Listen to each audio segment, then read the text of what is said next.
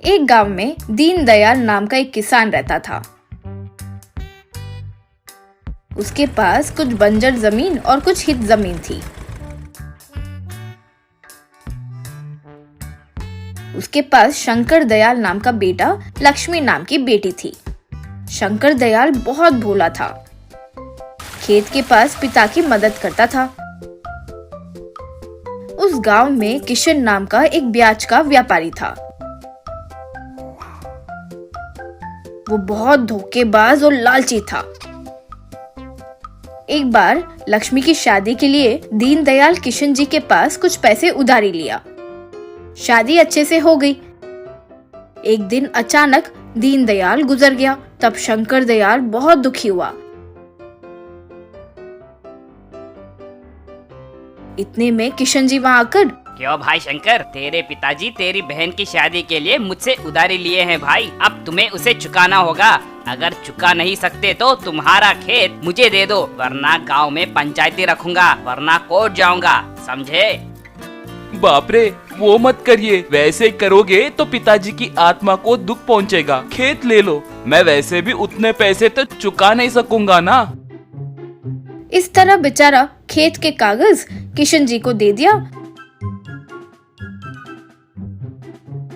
तभी उसका एक दोस्त, रे तुमने ये क्या किया रे? तुम्हें अकल है? जानते हो तुम्हारे पिताजी ने कितनी उधारी ली थी? 1 लाख। उसके बदले 10 लाख की जगह उसे दे दोगे? क्या हमारे खेत की कीमत उतनी होगी? मेरे पिताजी ने कितना उधार लिया था वो पूछना मैं भूल गया। ठीक है, क्या करेंगे? अब वो बंजर जमीन है ना, उसमें खेती करूंगा। बंजर जमीन में खेती करेगा? दिमाग है क्या रे? वहाँ कुछ फसल हाथ नहीं आएगा। जाकर कोई मजदूरी का काम कर लो। नहीं रे, मेरे पिताजी को मैं किसान बनकर ही रहूं वो पसंद था। वहीं पर किसी तरह मैं फसल उगाऊंगा ना। वो सुनकर दोस्त ने अपना सर पकड़ लिया। शंकर दयाल ट्रैक्टर से वो जमीन पर खेती करके बीज बोया।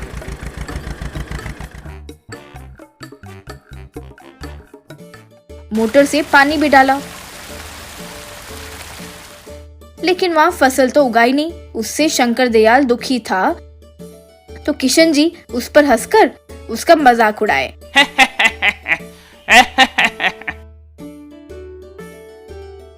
एक दिन शंकर दयाल के खेत के पास एक स्वामी जी आए। शंकर दयाल उसके आगे नमस्कार किया। बेटा, तुम्हारे पिता जब जिंदा थे तो मेरी बहुत मदद करे। उनका किया एहसान मैं भूल नहीं सकता। ये लो, ये बीज अपने खेत में बोना, तब सब अच्छा ही होगा। कहते हुए एक छोटा पोटली देकर चले गए। शंकर दयाल वैसे उन बीज को जैसे ही उस खेत में डाला, वहाँ पैसों के पौधे उगने लगे। वो देखकर शंकर दयाल आश्चर्य में पड़ गया।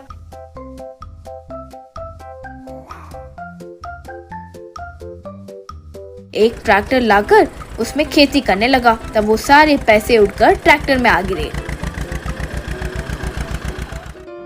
वो उन पैसों से अच्छा घर, कार सब खरीद लिया। गरीब लोगों को पैसे बांटने लगा। वो देखकर किशन जी दंग रह गया। अगले दिन किशन जी शंकर दयाल के घर पर चोरी छिपे जब देख रहा था, तो वहाँ उसे अलमारी से बीज लेना, फिर उन्हें यूं खेत में डालना, फिर पैसे उगाना, ट्रैक्टर से वो खेती करना, ये सब देखा।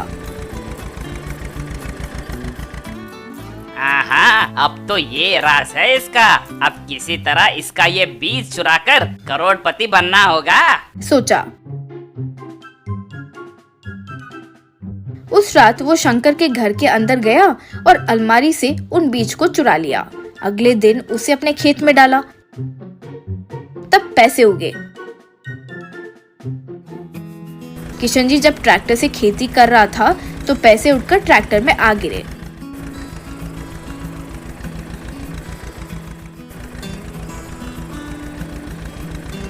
फिर वो खुशी से पैसे लेकर घर आया। तब अचानक ट्रैक्टर में मौजूद वो पैसे 2 राक्षस के रूप में बदल गए। उसे पकड़कर वे खूब मारे। बाप रे बाप! यूं चिल्लाते हुए वहां से भाग निकला।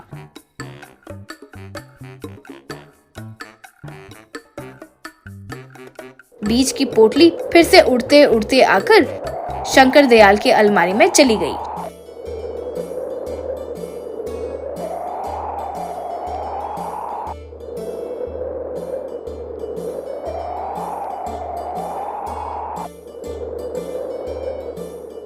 शंकर दयाल इस तरह फिर पैसों की खेती करते हुए खुशी से जीने लगा। एक गांव में चीकू नाम का एक गरीब आदमी रहता था।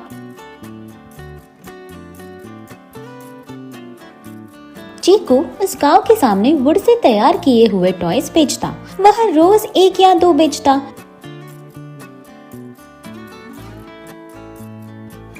वह पैसे उसके माता पिता को देता। एक दिन एक लड़की आकर, तुम्हें मैं बहुत दिन से देख रही हूँ, स्कूल के सामने ये वुडन टॉयज क्यों बेच रहे हो? तुम तो देख रहे हो ना, हम सब चाइनीज इलेक्ट्रॉनिक्स टॉयज के साथ खेल रहे हैं। तुम्हारे ये वुडन टॉयज को कोई नहीं खरीदने वाला। बिना मतलब का टाइम वेस्ट मत करना। तुमने जो कहा सही है, पर मेरे पास और कोई उपाय नहीं है। मेरे पिताजी पॉट्स बनाते हैं। इस बीच हमारे पास से कोई पॉट्स नहीं खरीद रहा, इसीलिए मैं जंगल से पेड़ काट कर ये टॉयज तैयार करके बेच रहा हूँ। मेरे टॉयज को कम से कम 1 या 2 गरीब बच्चे तो खरीद रहे हैं। मुझे बस वही काफी है। मेरा घर चलाने ये काम तो आ रहा है। मेरा नाम मनोरमा है। तुमने कहा ना वुड से तुम व्हीकल्स बना सकते हो। मेरे लिए 2 दिन में एक गो कार्ट व्हीकल बना सकते हो क्या? तुम्हें जितना पैसा चाहिए उतना दूंगी, क्योंकि यह स्कूल वाले 2 दिन में गो कार्ट रेस रखने वाले हैं। उस प्रतियोगिता में भाग लेने मेरे पास गो कार्ट नहीं है। अगर तुम बना कर दोगे तो तुम्हें जितना पैसा चाहिए उतना दूंगी। मुझे इतना पैसा नहीं चाहिए, पर ये गो कार्ट व्हीकल कैसा दिखता है? मनोरमा अपने मोबाइल फोन में गो कार्ट फोटो दिखाती है। उस दिन रात भर चीकू वह गो कार्ट टॉय कैसे तैयार किया जाए सोचता है। लकड़ी के टुकड़े को कुल्हाड़ी से जोर से मारता है।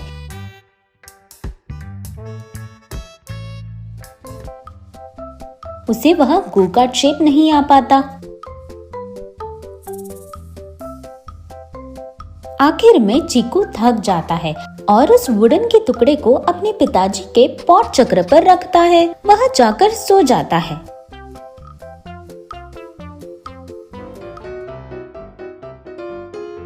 अगले दिन सुबह चीकू उस पॉटरी व्हील के पास आता है। वह चक्र अपने आप घूमने लगता है।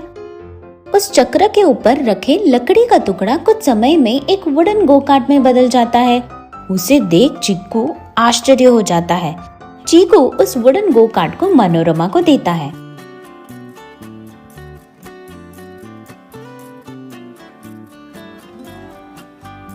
मनोरमा उस गो कार्ट व्हीकल से रेस में भाग लेती है।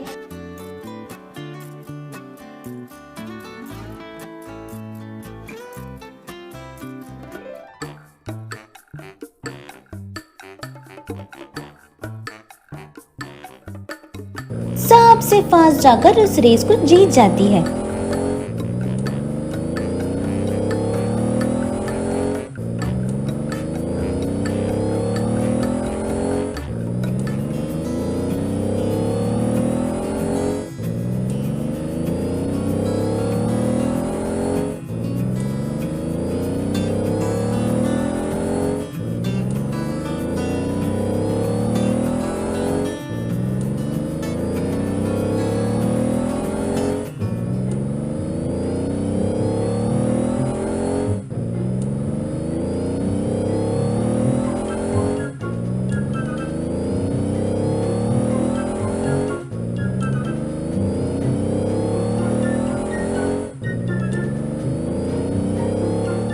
चीकू वह देखकर तालियां बजाता है। मनोरमा चीकू के पास आती है। बेटा, मैं तुम्हारा ये एहसान कभी नहीं भूलूंगी। क्यों जी, आप मुझे बेटा बुला रही हो? एहसान, जिंदगी, ऐसे सब बड़े बड़े शब्द इस्तेमाल कर रही हो। आखिर तुम हो कौन? मनोरमा एक देवी में बदल जाती है। चीकू आश्चर्य हो जाता है। मैं एक लक्ष्मी देवी हूँ। कुछ स्वार्थी लोगों को पैसे ऐसे ही देकर मुझे शाप लग गया था। तुम्हारे जैसे अच्छे मन के इंसान और निस्वार्थ आदमी को मदद किए बिना मेरा शाप वापस नहीं लिया जाएगा। तुम्हारे जैसे व्यक्ति को खोजने के लिए मैंने पूरी दुनिया में खोज की। तुम्हें अपने माता पिता को मदद करते देख मैं इस गांव के स्कूल में शामिल हुई। मैंने तुम पर ध्यान दिया। मैंने जो सोचा वही हुआ। एक लड़की को तुमने निस्वार्थी से मदद किया, इसीलिए तुम्हारे पिताजी के चक्र को मैजिकल चक्र में बदल दिया। अब से तुम्हें कोई कठिन काम करने की जरूरत नहीं है बेटा। तुम उस चक्र को घुमाओ, बस काफी है। तुम जो वुडन टॉय सोचोगे उसमें से आ जाएगा। उसे तुम गरीब बच्चों में बांट दो, फिर मैं तुम्हें असीमित अनाज दूंगी। ऐसे ही सोना, पैसे, हीरे, अनाज के बोर दूंगी। इतना ही नहीं बेटा, तुम्हें कुछ भी जरूरत पड़े तो बस मुझे बुला देना। मेरा नाम पता है ना, मनोरमा। ऐसा बोलकर गायब हो जाती है। ऐसे ही चीकू का परिवार बहुत अमीर बन जाता है। चीकू उसके पिताजी के चक्र को घुमाता है और अलग अलग तरह के टॉयज बनाकर गरीब बच्चों को उस टॉय व्हीकल के साथ साथ पैसे भी देता है। आसमान से लक्ष्मी देवी यह सब देखकर बहुत खुश हो जाती है।